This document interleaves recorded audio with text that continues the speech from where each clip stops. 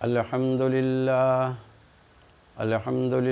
نحمدہ ونصلی علی رسولہ الکریم والقرآن الکریم اما بعد اعوذ باللہ من الشیطان الرجیم بسم اللہ الرحمن الرحیم رب اشرح لی صدری ویسر لی امری واحلل عقدۃ من لسانی یفقہوا قولی صدق اللہ العظیم۔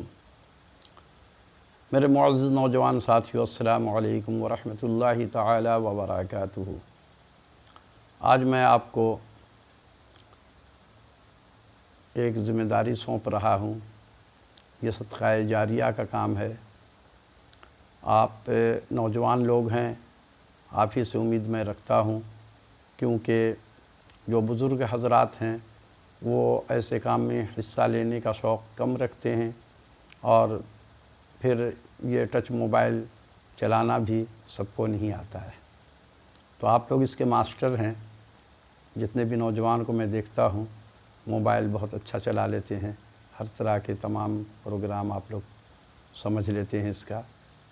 تو اور نوجوانوں میں یہ شوق ہوتا ہے کہ وہ کسی پہ مصیبت آتی ہے تو اس کی مصیبت کو دور کرنے کا ان میں حوصلہ بھی ہے، اور وہ اس کے لیے پوری کوشش کرتے ہیں کہ کوئی انسان اگر مصیبت میں پڑ گیا ہے تو اس کو مصیبت سے نکالنا چاہیے، جبکہ بزرگ حضرات میں یہ جذبہ کم ہوتا ہے۔ خیر، بزرگ حضرات، آپ سے معذرت ہے کہ آپ برا نہ منائیے گا۔ یہ اللہ کی طرف سے انسان میں خوبیاں ہوتی ہیں، اور عمر کے ساتھ ساتھ انسان کے سوچ میں تبدیلی آ جاتی ہے۔ جب ہم بچے تھے تو ہماری سوچ اور تھی، جوان ہوئے تو سوچ میں کچھ اور تبدیلی آئی، بڑھاپا آیا تو کچھ اور تبدیلی آ گئی۔ تو اس طریقے سے یہ ہمارا آپ کا قصور نہیں ہے، یہ اللہ کی طرف سے یہ فطرت اللہ نے ہی ہمیں عطا کی ہے۔ اب نوجوانوں میں یہ شوق زیادہ ہوتا ہے کیونکہ ان کو اہمیت کم دی جاتی ہے۔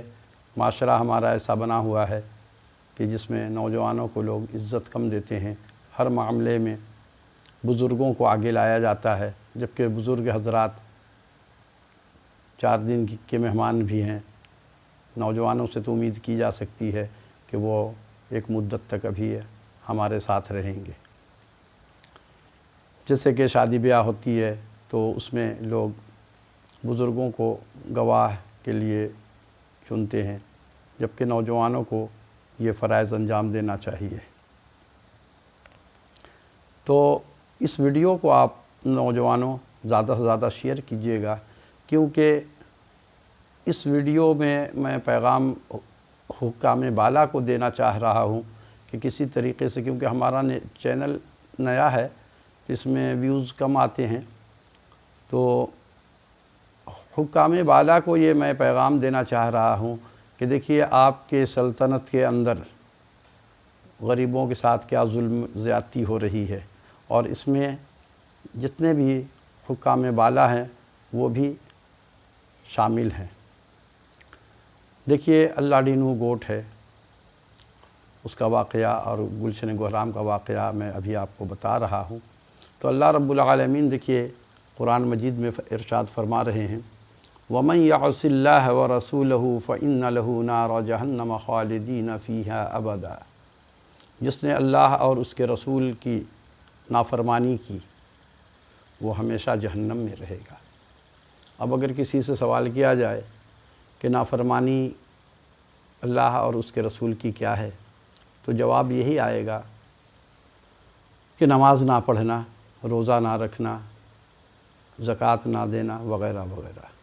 لیکن اللہ کی نافرمانی وہ ہے کہ اللہ نے جو حکم ہمیں دیا ہے، یہ قرآن ہمیں جو بتا رہا ہے، اس قرآن کے اندر میں مکمل قانون اللہ نے دیا ہے زندگی گزارنے کے لیے۔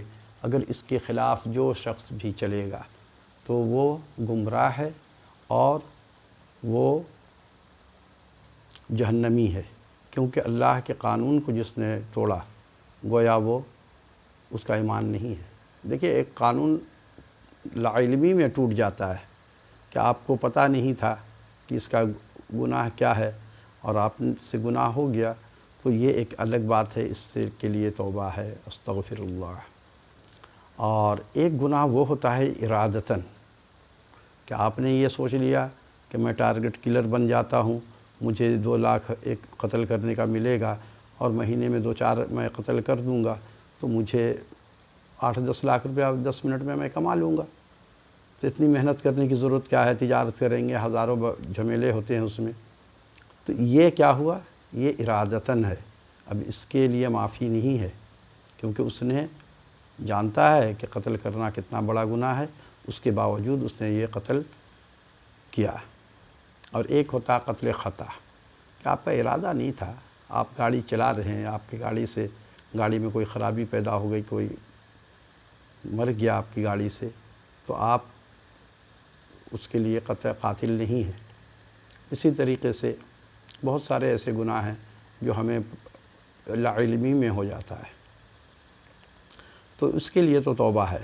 لیکن جیسے کہ آج کل ایک رواج بن گیا ہے کہ جو جتنا بڑا چور اتنا بڑا معزز شہری ہے، وہ سب سے بڑا چور سب سے بڑا معزز شہری۔ اور اللہ کے نبی کی حدیث بھی ہے کہ ایک وقت آ جائے گا کہ سردار علاقے کا جو ہوگا وہ شرابی ہوگا۔ آج دیکھ لیجئے اکثر تھانے میں شرابی پولیس آفیسران ہیں، اور کتنے مرتبہ میڈیا نے پکڑا ہے ان لوگوں کو شراب۔ اور دیکھیے ایوب گوٹھ میں شراب میں دیکھتا ہوں وہاں پہ ایک بنا ہوا، میں تو سمجھا تھا کہ پوسٹ آفس ہے، میں ایک مرتبہ ایک شناختی کارڈ مجھے راستے میں ملا تو میں اسی کو لے جا کے جمع کرا دیا۔ اب وہ میری شکل دیکھ رہا ہے حیرت سے کہ یہ شناختی کارڈ مجھے کیوں دے رہے ہیں؟ میں نے کہا بھائی مجھے ملا ہی، آپ جمع کر لیجئے۔ تو میں سمجھ رہا تھا پوسٹ آفس، پتہ چلا کہ وہ شراب وہاں فروخت ہوتا ہے۔ تو میں نے دیکھا کہ وہاں لائن لگا کر کے لوگ لے رہے ہیں، کوئی پکڑنے والا نہیں ہے، اور جو پی کر کے ذرا سا باہر آ جاتا ہے اس کو پکڑ لیا جاتا ہے۔ تو بھائی بیچنے والے کو پکڑ لو، یہ 100 کو پکڑنے کی ضرورت نہیں ہے، ایک کو پکڑ لو، معاملہ ختم۔ اب جوا کھیلنے والے کو پکڑ رہے ہیں، ارے بھائی جوا جہاں چل رہا ہے اس کو پکڑ لو، خود بخود جوا کا معاملہ ختم ہو جائے گا۔ ہیروئن بیچنے والے کو پینے والے کو پکڑ رہے ہیں، تو یہ سارا ناقص نظام ہے۔ تو اللہ ڈینو گوٹھ ہے سرجانی ٹاؤن تھانے کے ساتھ، اور اس کا تھانہ اپنا جو ہے وہ منگو پیر تھانہ ہے، اور ایک ہے گلشن گہرام جس کا تھانہ سرجانی ہے، اور یہ نیو لیاری کے ساتھ ہے۔ یہ دونوں گوٹھ میں میں نے بھی پلاٹ لیے، حاجی عبدالجبار صاحب تھے اور اس میں الجیلانی اسٹیٹ والا تھا، ناگن چورنگی کے قریب اس کا بفر زون میں اسٹیٹ آفس تھا اس کا۔ تو ہم لوگوں نے 2007 میں لیا، حاجی صاحب جب تک زندہ رہے اس وقت تک تو معاملہ صحیح تھا، اور وہ آبادی بھی نہیں تھی۔ جب اس کا جیسے ریٹ بڑھنا شروع ہوا، حاجی صاحب نے پلاننگ کے تحت تمام اپنے راستے کلیئر کر لیے، مکان بیچ کر کے دوسری جگہ شفٹ بھی ہو گئے۔ پھر حاجی صاحب مر گئے یا ان کو مار دیا گیا، جیسا کہ کچھ پتہ چل رہا ہے۔ اب ان کا بیٹا اور بھتیجا اللہ ڈینو گوٹھ پہ قبضہ کر کے بیٹھ گیا ہے۔ میں جب گیا مجھے بہت بدمعاشی ہمارے ساتھ کیا، اس نے بدتمیزی کی اور دھمکیاں دی، تو میں زیادہ بحث نہیں کیا، میں وکیل صاحب کو پکڑا اور ان سے کہا کہ بھائی آپ یہ مسئلہ حل کیجئے۔ ہمارے وکلا بھی بڑے ایماندار ہیں، آج کل پیسے لے لیتے ہیں، کام زیرو۔ انہوں نے بھی پیسے اپنا لیا اور کام کچھ نہیں۔ غرض یہ کہ میں نے پھر وفاقی محتسب اور صوبائی محتسب کو 4-5 مرتبہ خط لکھا، انہوں نے مجھے تھانہ منگو پیر پہ اور سرجانی میں بھیج دیا۔ وہ پولیس والے اپنی فارمولیٹی پوری کی اور رفع دفع۔ پھر میں نے پرائم منسٹر شہباز شریف صاحب اسی وقت آئے تھے، میں نے ان کو خط لکھا، انہوں نے بھی وہی پولیس کے پاس صدر عارف علوی صاحب کو لکھا کہ بھائی یہ تحریک انصاف کے ہیں، انصاف زیادہ اچھا کرتے ہیں، انہوں نے بھی وہیں بھیجا تھانے میں. جب تھانہ میں گیا وہی بیان وہی بات. پھر مختیار کار کو لیٹر لکھا. مختیار کار نے خیر نوٹس دیا ان دونوں کو، اللہ ڈرینیو والوں کو بھی دیا اور گلشن گہرام والے کو بھی دیا کہ آپ اگر یہ ان کا پلاٹ ان کو واپس کر دو ورنہ آپ کے ساتھ لیگل ایکشن ہوگا. لیکن ایکشن نہیں ہوا، لیگل کارروائی کچھ نہیں ہوئی. میں پھر کورٹ میں تو پیسے ختم ہو گئے، پھر میں بیٹھ گیا. 2 وکیل تبدیل کیے میں نے. ایک ہمارے ہی رشتہ داروں میں سے تھے وکیل صاحب، وہ بھی غداری کر گئے. یہ سٹی کورٹ میں بیٹھتے ہیں، ابرار صاحب ہیں. حالانکہ ان کی عمر اس وقت 70 سال ہے، اس کے باوجود دیکھیے کہ ایمان کا یہ حال. جبکہ یہ لوگ قسم کھاتے ہیں، لیکن یہ قسم جو حلف لینے کا طریقہ ہے یہ بھی 2 نمبر طریقہ ہے. قرآن میں جس طریقے سے حلف لینے کا، قسم کھانے کا جو طریقہ ہے وہ طریقہ ان کا نہیں ہے. اس لیے تو ان پہ مار اللہ کی نہیں گرتی ہے. ورنہ یہ اگر وہ قرآن کے طریقے کے مطابق اگر قسم کھائیں گے تو یہ اگر اپنے عہد سے پھریں گے تو اللہ تعالیٰ ان پہ عذاب نازل کر دے گا. تو غرض یہ کہ وہاں جو ہے گلشن گہرام میں وہ تو الجنانی والا جو تھا وہ تو سب سے قسطیں وصول کیا، پیسہ سمیٹا، بھاگ گیا. بھاگا کیا کہ اس کو بھگا دیا. ان کی آپس میں بات چیت ہو جاتی ہے کہ تم چلے جانا، سائیڈ ہو جانا، پھر ہم جانے، تمہارا کلائنٹ جانے. پھر مہر اللہ نام کا ایک شخص آ کے نمودار ہو گیا اور وہ لوگوں کو دھمکیاں دے کر کے اور ڈرا دھمکا کر کے سب کو آنے نہیں دیا اور باری باری ایک ایک پلاٹ کر کے بیچنا شروع کر دیا. اور اس میں پولیس ہماری جو ہوتی ہے وہ بہت اچھا تعاون کرتی ہے ان کے ساتھ، کیونکہ یہ بڑے اچھے لوگ ہیں. اب اس کو بہت سپورٹ ملا اور پولیس کو بھی کچھ ان کے منہ میں بھی گلاب یہ ڈال رہے تھے. تو یہ گلاب جب تک ان لوگوں کے منہ میں ڈلتا رہتا ہے یہ خاموش رہتے ہیں. تو میں تھانے میں بھی گیا بڑے، لیکن انہوں نے کارروائی صفر کچھ نہیں کیا. اب میں نے سوچا کہ اب میرے پاس آخری آپشن یہی ہے کہ میں کیوں نہ یہ ویلاگ کر کے حکمرانوں کو جگاؤں. اور یہ جو اتنے سارے غریب متاثر ہو گئے ہیں، اور یقین جانیے یہ گوٹھوں میں وہ لوگ پلاٹ لیتے ہیں جو بہت ہی زیادہ کمزور ہوتے ہیں، مالی پوزیشن ان کی بالکل ہی زیرو کہہ لیجئے، بڑی مشکل سے اپنے بچوں کا دودھ، پھل فروٹ سب روک لیتے ہیں وہ. تو یہ 4-5 ہزار روپے کی قسط ادا ہوتی ہے ان کی، یعنی کہ بہت مشکل سے.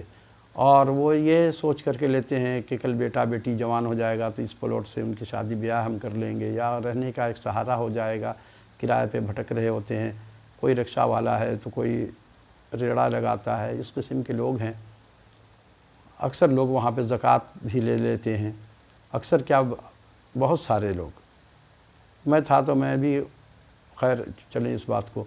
تو وہاں پہ لوگ اس طریقے سے اپنی زندگی گزار رہے ہیں، اور یہ لوگ اس کو کمزور سمجھ کر کے کہ یہ عدالت میں جا نہیں سکتا کیونکہ ان کے پاس پیسے تو ہیں نہیں، وکیل کی فیس تو دے ہی نہیں سکتے. تھانے میں جائیں گے، تھانہ میں نے خرید کے رکھا ہوا ہے، تھانے والا ان کو درخواست دیتا ہے، پٹی پڑھا دیتا ہے. 4-6 چکر کے بعد وہ بیچارے ڈاؤن ہو جاتے ہیں کہ بھائی اب تو میری دھیاڑی بھی خراب ہو رہی ہے.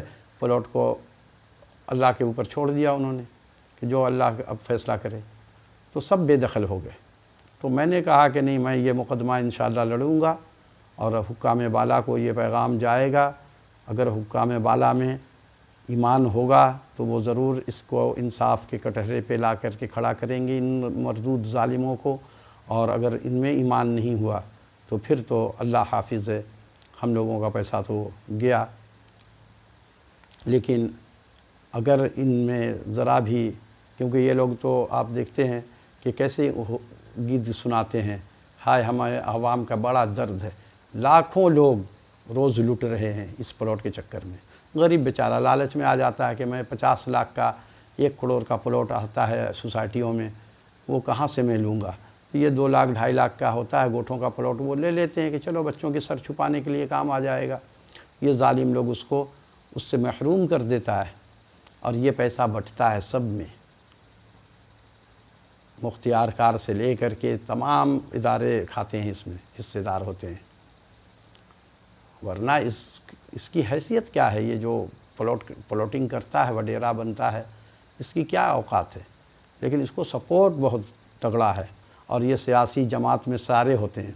اللہ ڈینو والا جو ہے اس نے 10 بدمعاش لا کے بٹھا دیے، سارے دیواروں میں لکھ دیا کیا وہ پیر پگارا، اور وہ پیر پگارا کے نام سے کہ ہم اس کے لیڈر ہیں، ان کو بھی بدنام کر رہا ہے پیر صاحب کو۔ وہ بن گیا اس کا مصطفیٰ کمال کی پارٹی کا، پاک سرزمین پارٹی کا، سنا میں نے، اور اس کا تو دیکھا وہ تو پیر پگارا کا پورا جھنڈا وغیرہ سب لگایا ہوا ہے اپنے گوٹھوں میں اللہ ڈینو والے نے۔ تو کیا پولیس کو یہ سب نظر نہیں آتا ہے؟ تو پولیس ایس ایچ او صاحب کو میں نے جہاں تک سنا کہ ہمارا جو ایک پلاٹ ہے 253 گز کا ہے، وہ پلاٹ 253 گز کا پلاٹ ہوتا نہیں ہے، مگر اس میں جو ایکسٹرا زمین تھی وہ مجھے مل گئی تھی تو 253 ہو گیا۔ وہ اسکول کے نام پہ میں نے لیا تھا، انہوں نے کہا تھا حاجی صاحب نے کہ اسکول بنانے کے لیے آپ کو دوں گا تو یہ ڈسکاؤنٹ میں بھی دوں گا اور اسکول آپ کو بنانا۔ میں نے کہا ٹھیک ہے میں لے لیتا ہوں اسکول کے لیے، اب آبادی ہوگی تو اسکول بناؤں گا۔ تو میں نے سنا جہاں تک ایک اسی گوٹ کی خاتون نے بتایا کہ آپ کا پلاٹ تو ایس ایچ او کو دیا ہے اس نے گفٹ، تاکہ ایس ایچ او صاحب ہم پہ ہاتھ سے ہلکا رکھیں بلکہ ہمیں ہاتھ ہی نہ لگائیں۔ تو یہ صورتحال ہے، اور ہمارا پاکستان کا نام کیا ہے؟ اسلامی جمہوریہ پاکستان، جبکہ اسلام کا قانون ایک بھی نہیں ہے یہاں پر، سب انگریزوں کے بنائے ہوئے کفریہ قانون ہیں، مجرم کو بچانے والے قانون ہیں۔ اور جرم کیوں ہوتا ہے؟ اس معاشرے میں جرم ہوتا ہے جس معاشرے میں انصاف نہیں ہوتا ہے۔ اسی لیے تو حضرت عمر کو دیکھیے کہ ان کے زمانے میں ایسا انصاف تھا کہ حضرت عمر نے اپنے بیٹے کو شراب پینے کی وجہ سے کوڑے جو مارے، بیٹا مر گیا، لیکن انہوں نے باقی کوڑے جو بچ گئے تھے، 70 کوڑے میں بچہ مر گیا، 30 کوڑے اس کے قبر پہ مارا، اور لوگوں کو یقین نہیں تھا کہ باپ ایسا کر سکتا ہے، لوگ باتیں بنا رہے تھے، نہیں لمسم کر کے چھوڑ دیں گے، اپنے بیٹے کو کون سزا دیتا ہے؟ حضرت عمر نے کر دکھایا۔ اور یہ حضرت عمر کی باتیں کرتے ہیں ہمارے علماء اکرام، اور حضرت عمر تو برائی کو ختم کرنے کے لیے ہر وقت کوشش کرتے تھے، جد و جہد تھی ان کی۔ اور آج ہمارے علماء اکرام، کبھی بھی میں نے نہیں سنا کسی مسجد کے ممبر سے کہ لینڈ مافیا کے خلاف کسی نے بات کی ہو، کیونکہ لینڈ مافیا ہر محلے میں ایک ہوتا ہے، ان کی امامت چلی جائے گی، ان کی تنخواہ ختم ہو جائے گی، تو یہ ڈر جاتے ہیں۔ یہ ڈرنا ایمان کی کمزوری ہے۔ موسیٰ علیہ السلام کا واقعہ میں بتاؤں گا آپ کو پھر۔ انہوں نے یہی تو کہا تھا نا، جب اسرائیل نے ان کو کہا کہ ہاتھ رکھیے گائے کے اوپر، جتنے بال آئیں گے اتنی عمر آپ کی بڑھ جائے گی۔ اس کے بعد انہوں نے پوچھا کہ اس کے بعد کیا ہوگا؟ تو اسرائیل نے کہا کہ پھر تو جان دینی پڑے گی، میں آ جاؤں گا۔ انہوں نے کہا کہ پھر ایسی عمر نہیں چاہیے، آج ہی میری جان لے لو۔ تو بھائی اگر جینا ہے، مرنا تو ہے ایک نہ ایک دن، تو کیوں نہ انسان اپنا ایمان سلامت کر کے مرے، ان مافیا کے خلاف لڑ کے مرے، کیونکہ یہ مافیا لوگوں کی زندگی تباہ کر دے رہا ہے۔ یہ بھی ایک ٹارگٹ کلر ہے، نہ جانے کتنے لوگوں کا اٹیک ہو جاتا ہوگا، کیونکہ ان کی پوری زندگی کی پونجی ہے۔ غریب آدمی اس کے لیے 2 لاکھ 2 ارب کے برابر ہے۔ ارب پتی اگر اس کا چلا جائے گا نا 10-20 کروڑ، تو اس کو زیادہ نہیں تکلیف ہوگی، وہ بولے گا ابھی بہت ہے زندگی سدھارنے کے لیے، اس کے پاس تو کچھ نہیں رہا۔ اور یہ ظالم لوگ ان کو کمزور سمجھ کر کے یہ کام کرتے ہیں۔ اب وہ عدالت میں تو جانے کی کسی کی طاقت نہیں ہے۔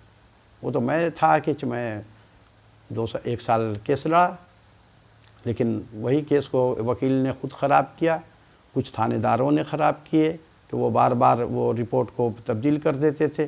میں نے جب بیان دیا تو میں رٹا لگا لیا بیان کا کہ اس نے کہا کہ نہیں، یہ بیان میں آپ کا نہیں لے سکتا، میں معذرت چاہتا ہوں، ہاتھ جوڑتا ہوں، آپ چلے جائیے، میری نوکری کا سوال ہے، میں نیا آیا ہوں۔ ہیڈ محرر تھا، بخت علی کے نام سے ہے سرجانی تھانے میں نہیں کر سکتا آپ کا یہ کام، مجھے آرڈر نہیں ہے۔ تو یہ حالات ہیں یہاں کے، اور ہمارا یہ ملک اسلامی جمہوریہ پاکستان ہے، اور یہاں جمہوریہ کیا کہ اسلام کا تو کوئی قانون ہی نہیں ہے۔ اسلام میں تو ہے کہ حضرت ابو بکر صدیق رضی اللہ جب خلیفہ بنے تو انہوں نے کہا تھا کہ انہوں نے بھی وہی جملہ کہے تھے جو حضرت عمر نے کہا تھا کہ ہماری ریاست میں ایک کتا بلی بھی بھوکا رہ جائے گا تو مجھے اللہ کو جواب دینا پڑے گا۔ لہٰذا وہ تلاش کر کر کے لاتے تھے لوگوں کو، اور لوگوں کی اتنی طاقت تھی کہ حضرت عمر کے سامنے، خلیفہ کے سامنے اپنا جو سوال ہوتا تھا وہ کہہ دیتے تھے، کوئی ڈر نہیں۔ اور یہاں تو بھائی ایک تھانے دار کے پاس آپ تھانے میں جائیے تو وہ خدا بن بیٹھا ہے، اس کے سامنے کوئی آواز نیچی کر کے بات کیجئے، اس کے جو جی میں آتا ہے وہ بول دیتا ہے، وہ کچھ نہیں دیکھتا کہ کون کیا ہے۔ یہ لوگ خدا بن جاتے ہیں کہ میں وردی میں ہوں، مجھے تو اب کوئی کچھ بول ہی نہیں سکتا۔ تو اللہ سے ڈریں یہ لوگ، لوگوں کو انصاف دیں۔ لوگوں کا حق جس نے کھا کر کے مرا وہ شخص جہنمی ہے۔ حضور صلی اللہ علیہ وسلم کا ارشاد مقدس ہے کہ جو کسی کا حق کھا کر کے مر گیا، چاہے وہ جہاد فی سبیل اللہ میں بھی حصہ لیا ہو، جہاد بھی کیا ہو، لیکن اس کے باوجود وہ شخص جہنم میں جائے گا۔ یعنی کہ اس کا جہاد فی سبیل اللہ بھی کام نہیں آئے گا، نماز تہجد بھی کام نہیں آئے گی، حج عمرہ بھی کام نہیں آئے گا۔ صرف انسان کے حقوق اتنے ہیں، کیونکہ انسان اللہ کو سب سے زیادہ، اللہ نے اس کو اشرف المخلوقات بنایا ہے، لیکن یہ ہے کہ انسان کی قدر اگر سب سے زیادہ ہے تو انسان ہی کے لیے سزا بھی ہے، جانور کے لیے کوئی سزا نہیں ہے۔ دیکھیے جیسے چلیں پھریں کھائیں پئیں بس مر گئے ختم، لیکن انسان کے لیے ایک قانون اللہ نے بنایا ہے کہ اس طریقے سے اس قانون کے مطابق آپ چلیں گے تو ٹھیک ہے، ورنہ پھر جہنم۔ اب دیکھیے یہاں پہ کہ یہ بھی ہمارے واعظین بتاتے ہیں کہ اللہ 70 ماہ سے زیادہ محبت کرتا ہے۔ اب یہ بتا دیتے ہیں، لوگ بول رہے ہیں بس اب تو ہماری بخشش ہو گئی، ہم کچھ بھی کریں، ہم کچھ بھی کریں، اللہ تو جب ماں ہمیں ایک ڈنڈا نہیں مار سکتی، ایک تھپڑ نہیں مارتی ہے تو اللہ کیسے جہنم میں ڈالے گا؟ جبکہ اللہ کہتا ہے قُلْ إِن كُنتُمْ تُحِبُّونَ اللَّهَ فَاتَّبِعُونِي يُحْبِبْكُمُ اللَّهُ وَيَغْفِرْ لَكُمْ ذُنُوبَكُمْ وَاللَّهُ غَفُورٌ رَحِيمٌ۔ تم اللہ اور اس کے رسول کی اطاعت کرو گے تب اللہ تم سے محبت کرے گا۔ تم رسول سے محبت کرو، اللہ تم سے محبت کرے گا۔ اگر اللہ کی محبت پانا چاہتے ہو تو اللہ کی بھی اطاعت کرو، اللہ کے رسول کی بھی اطاعت کرو، اللہ سے بھی محبت کرو، اللہ کے رسول سے بھی محبت کرو۔ جب تم ان سے محبت کرو گے تب وہ اللہ تم سے محبت کرے گا۔ اگر آپ سارا دن باغی بن کر کے گھوم رہے ہیں، سرکس بنے ہوئے ہیں، اور اللہ آپ سے 70 ماہ سے زیادہ محبت آپ سے کرے گا تو پھر جہنم کس لیے اللہ نے بنایا؟ جہنم ان مجرموں کے لیے تو بنایا کہ جو قبضہ مافیا ہے، لوگوں کے پلاٹ کھا رہا ہے، لوگوں کی زندگی برباد کر دیا، کسی نے قتل کر دیا، کہ اللہ اس سے بھی، قاتل سے بھی 70 ماہ سے زیادہ محبت کرتا ہے؟ تو محبت اللہ اس سے کرتا ہے جو اللہ سے محبت کرتے ہیں۔ اللہ دوست اس کو بناتا ہے جو اللہ سے محبت کرتے ہیں۔ یہ ظالموں سے اللہ محبت کرے گا؟ ان کو تو اللہ